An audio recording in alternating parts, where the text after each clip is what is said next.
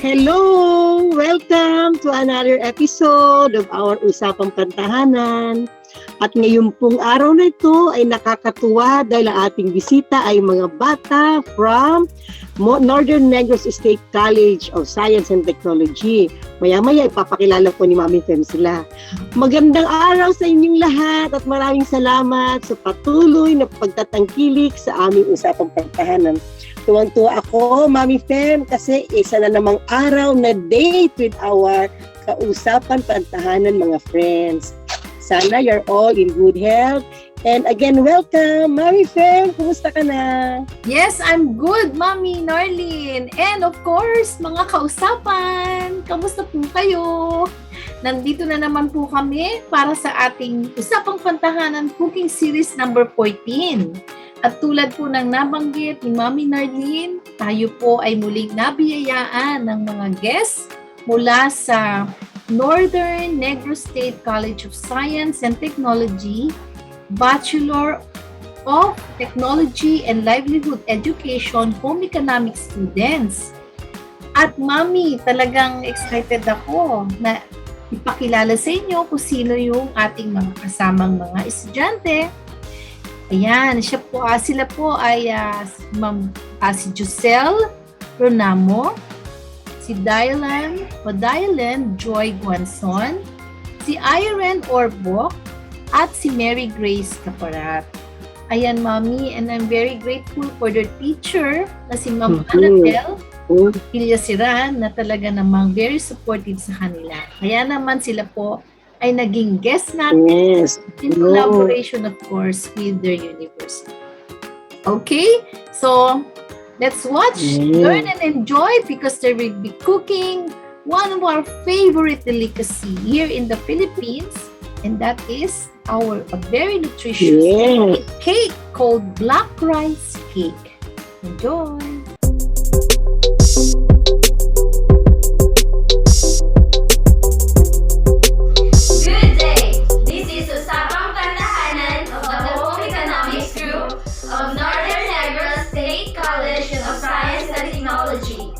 Presenting to you on the preparation of nutritionally balanced plant-based black rice cake enriched with purple kamote tops and mung beans. Mga sangkap ng aming black rice cake.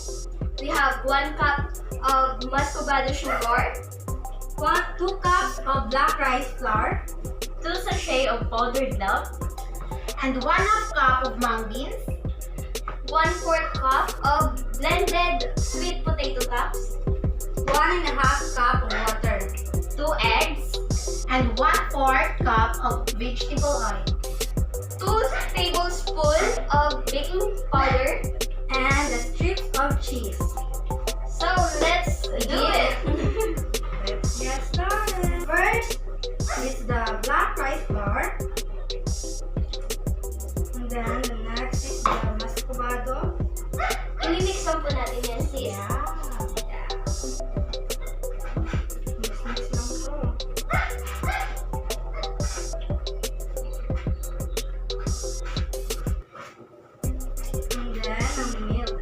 I-mix lang natin muna lahat ng powder before ang liquid.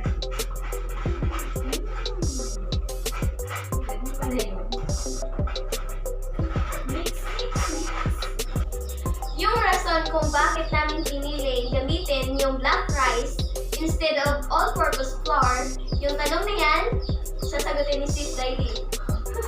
Okay? Why black rice? It's because kung luto na siya, makakakuha tayo ng 346 of calories, 10 grams of protein, 4 grams of fat, 76 grams of carbohydrates, 6 grams of fiber, 2 grams of sugar, and 0 milligrams of cholesterol, 8 milligrams of sodium. That's it. Ginamit namin ang black rice as flour dahil sa benefits nito na makakatulong sa health situation ng tao, tulad ng may sakit na diabetes and high blood pressure. Marami pa rin Marami kang makukuha sa black rice pa lang. So, what about sweet potato tops? ano nga ba yung makukuha natin? Or why we use the potato tops? We mix with sweet potato tops for mineral purposes, that our body needs minerals. Bakit nga ba potato tops? Potato tops, it is because it is a good source of macronutrients such as carbohydrates, proteins, and fiber. And also, micronutrients such as vitamins and minerals. So, hindi lang macro or micro, kundi macro pa, o diba? Napakaraming benefits naman. Yes! Ito yung one meal na marami ka na makukuha or more, More than one. Sa isang sangkap. Yes! So, ano namang rason kung bakit may mung beans tayo? Okay, why mung beans? Because mung beans contains 106 of calories and 0.4 grams of fat and 7.1 grams of protein, 19.35 grams of carbohydrates, and 7.7 grams of fiber, and 0.4 RDI of folate. RDI means reference daily intake, and 0.15 RDI of manganese, and 0.12 RDI of magnesium, and 0.11 RDI of vitamin B1, and 0.1 RDI of phosphorus, and 0.8 RDI of iron, and 0.8 of RDI of copper, and 0.075 RDI of potassium, and 0.055 RDI of zinc, and vitamins B2, B3, and B5, B6, and selenium. And then we add mung beans or munggo for protein content. Wow, ang dami nun. Hindi ko na na-absorb. Maraming nutritious benefit. So, ano na yung hinahalo natin dyan? Sweet potato Ito na ang last nating ingredients. Yung sweet potato tops. Malapit na po tayo matapos. So, mix lang to. Mix lang to. Oh, the color is very good. Siguraduhin lang na walang buong-buong natitira. So, ito na. Ready na to steam. Yeah. Para sa tsokolate. Kaya naging ganyan ang kulay niya dahil sa mga dark ingredients natin. Yeah. Dark ingredients but healthy in Yes. health. Yeah. So guys, before kayo maglagay ng mixture natin, make sure na may oil ang ilalim ng ating molding pack para hindi siya dumikit pag naluto na. Okay?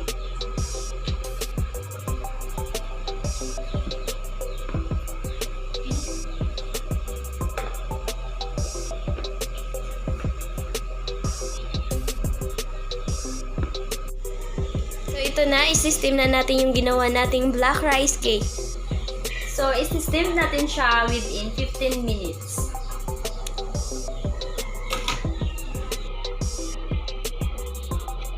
So, ito na po ang ating black rice cake. Ito na po siya. Wow! So this is our final product, our black rice cake, enriched with sweet potato tops and mung bean. Thank you for watching! Joy! Thank you mga young entrepreneurs at siguradong later magiging queen sila ng black rice cake. So, sa ating next slide, ang ibig sabihin po ng black rice niya, ito ay minsan tinatawag na rare trifecta of delicious, healthy, and aesthetically pleasing. Ano? This dark-colored rice, which is deep purple-black, has alternate names including purple rice, forbidden rice, and emperor's rice. It has a rich, complex flavors with a distinct nuttiness and a hint of sweetness from the anthocyanin pigments. Alam ba ninyo na itong black rice ay highest in antioxidant activity and it contains more protein than brown rice. So, eating nito will give you health benefits na later i-discuss ni Mami Fem. At ito po ay nakaka-boost ng ating mga mata para gumanda, heart health protection, at saka certain forms of cancer, no? Nakaka-protect siya. And of course, sa mga nagda-diet, mga kausapan, maganda rin ito for weight loss. Tapos, sinasabi nilang forbidden rice. Bakit daw, mami? Kasi ito palang black rice na ito ay para lang sa mga mayayaman sa ancient China. No? Sa mga aristocrat lang. Pero ngayon, we can buy black rice. Yun nga lang po mga kausapan, medyo expensive ng konti. No? At magtatanong kayo, bakit nagbubuo ang black rice? Ito po naman ay naturally occurring na. No? But only as mutation and was kept and made into a reliable source of human crossbreeding black rice mutant. Yan. So yan po ay hindi lahat ng pwede magtanim ng black rice. Para meron talaga siyang para mag-crossbreeding na ginagawa. No? At black rice is safe to eat. Just like as we eat the white rice, the brown rice, or the red rice. Ayan po ang konting istorya ng black rice. O Mami Fem, ikaw naman, ibigay mo na yung health benefits. Oo, nabanggit mo na yung ilan, no, sa mga health benefits. At sa, ayun na nga po, it's very high in antioxidant or anti-cancer. Yes. Natural detoxifier. It's a good source of fiber. Nako, ito pala ay maganda po sa mga diabetic patients. Yan. At yung mga gustong magpapayat to prevent nga the obesity. And mataas siya sa protein content compared to the regular milled rice na white. Ano? And it provides better heart health. Alam mo, mami, nakatikim na ako niyan eh. Hindi pa nga ako eh. Red rice na ako eh. Tsaka brown rice. Masaas ako, nasasarapan. Dahil sa may tinuro mo, bibili ako niyan. Oo. Ako din. Kasi alam mo, mami, alam nyo ba na yung, sige mamaya, ipapakita natin yung nutrient values para mas maintindihan natin, but ito yung mga benefits. Ito, mami, si Mami Narlene, you may share. Ano ba yung mga nutrient value ng isang cup or quarter cup of black rice? O yan. Ang nutrient facts po niyan, ang nutrients per serving po niyan, a quarter cup of black rice, which measures 1/2 cup when cooked, ayan, contains calories 173, protein 5 grams, may fat din siya 2 grams, carbohydrates 38 grams, fiber 3 grams, sugar 1 gram, kaya maganda ito sa mga diabetic, hindi siya masyadong matamis, no? At cholesterol 0 milligrams. And of course, sodium may 4 milligrams. Yeah. Alam ba ninyo na when you eat this black rice, yung mga diabetic, madaling matulungan ito kasi it is loaded with the so-called anthocyanin. Yung sinabi kanina ni Mami Fem, di ba? Yes. Tapos for heart patient, at saka rin pala Mami Fem, nagpapatalino pala itong black rice. Ay, ganun? So, nagpapaganda rin ng kutis at saka ng Wow, ating parang buhok. Palain mo yan. Oo. I think ang black rice mas mahal, pero syempre for health benefits, sige na lang. Of course. No? Oo. Di ba sinasabi nga Mami Fem, pag mas mahal, mas nutritious. Pag Nutrition. mura, hindi. Kaya tingnan mo naman, di ba? So, di ba? Totoo yan. Tsaka ito daw ay good source ng mga vegetarian. O, di ba Mami Fem, ang dami niyang nagagawa. Yes. Subukan natin. Di ba? Oo. At Sinabi ko Mami Fem yung nutrition facts. Ano pang maidadagdag mo dyan na Ay, ito na nga. makakatulong sa atin? ito na nga, excited akong i-share kasi kung gusto mga nabanggit ni Mami Narlene, very rich na sa vitamin E. Kaya kumikinis ang kutis eh. Riboflavin, niacin, ito yung mga vitamin B complex na kailangan natin sa katawan natin. Beta-carotene, lutein, yung zeaxanthin, yan daw po ay parang ang function niyan ay parang vitamin A na nagpapaganda ng ating kutis at paningin, no, sa vision. And then calcium, chromium, phosphorus, iron, and manganese, ito po yung mga important minerals para mag-function po ng maigi ang ating katawan. Alam mo, Mami, talagang yung mga natural foods like this one, no? Ito ay yung mga natural healer ng ating katawan eh. Kaya maganda ito, lalo na sa mga may sakit, no? Pero syempre, kahit wala kang sakit, you can always enjoy mas maganda. it. So, ayan. Di ba tama Mami? Mami, tama sinasabi yung make food as your medicine. Diba? Yes. Hindi yung medicine ang iyong food. Diba? Oo. Oh, yun. Yun. No? So, napakaganda ng ating episode at tuwang-tuwa ako Yes. talaga sa dinemo ng ating mga Oo. estudyante Yes. from Oo. Negros. Saya nila. Oo, from Negros Occidental, from Sagay. Oh, Negros Occidental. Kamusta po kayo dyan? At excited Oo nga, hello. tayo, Mami Narlene. Ano ba ang pagkakaabangan? Kasi another batch of students na naman ang ating matutunghayan sa Sabado. Ayan. Oo. Habang lulutuin nila, Mami. Nako, alam mo, ang sisipag ng mga batang ito, no? Ngayon naman, aabagan natin yung sisig.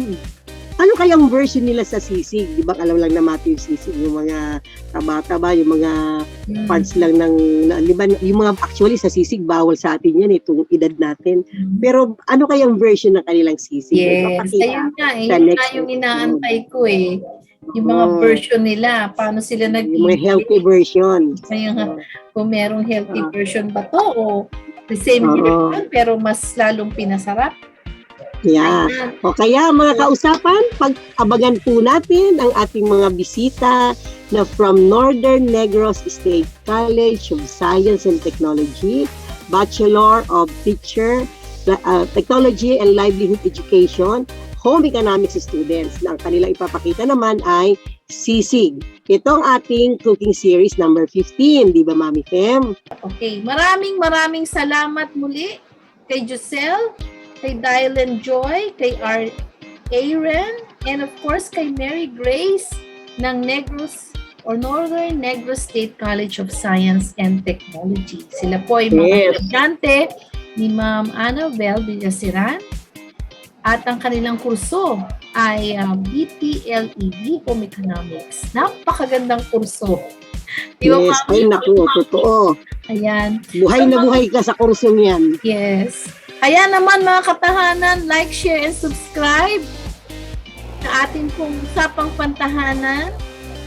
Mami Narlene, what are your parting words? Maraming salamat po sa inyong lahat, sa mga Bisaya. Daghang salamat, damo nga salamat. Please keep watching on our episodes every week at sana po ay may natututunan kayo. And sabi nga ni Mami Fem, please like, share, and subscribe our YouTube channel. And if it is not asking too much, please include Lalin's project. Marami din po kayo matututunan sa pananahe, pag-garden, at kung ano-ano pa po. Maraming salamat at please keep safe everyone. Mami Fem, keep safe. Keep safe! Bye-bye! Have a nice weekend! Ito po si Mami Fem. Si Mami Narlene. Dito lamang. Ng Usapang Pantahanan. Pantahanan.